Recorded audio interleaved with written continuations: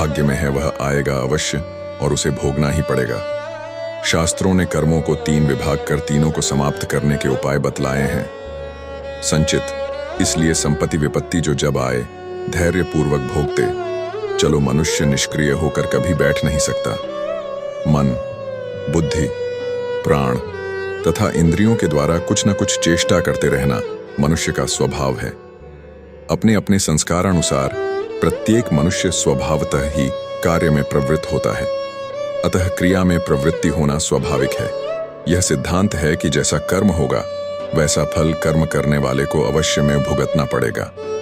अल्प समय में किए हुए कर्म का फल चिरकाल तक भोगना पड़ता है, अतः एक जन्म में किए हुए संपूर्ण कर्मों का फल दूसरे जन्म में भोग कर समाप्त नहीं किया जा सकता।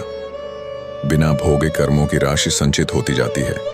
जब तक यह कर्मों की राशि समाप्त नहीं हो जाती तब तक जीव को पुनः पुनः गर्भ में आना ही पड़ेगा। अतः मनुष्य जीवन पाकर इस कर्म राशि को समाप्त करना चाहिए। संचित, प्रारब्ध और क्रियमाण, यह कर्म के 3 विभाग हैं। संचित कर्म अनंत हैं, वे भोग कर समाप्त नहीं किए जा सकते। उनको समाप्त करने का उपाय या तो ज्ञान की प्राप्ति है अथवा भगवान के चरणों में अनन्य भक्ति। प्रारब्ध कर्म भोगने से ही नष्ट होंगे, अन्य कोई उपाय नहीं। अवश्यमेव भोक्तव्यम कृतम कर्म शुभाशुभम।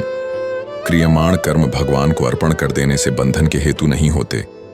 इस प्रकार संचित कर्म ज्ञानाग्नि से दग्ध करके, प्रारब्ध कर्म भोग कर और क्रियमाण कर्म भगवान को समर्पण करके कर्म बंधन से मुक्त हो जाने को ही मोक्ष कहते हैं।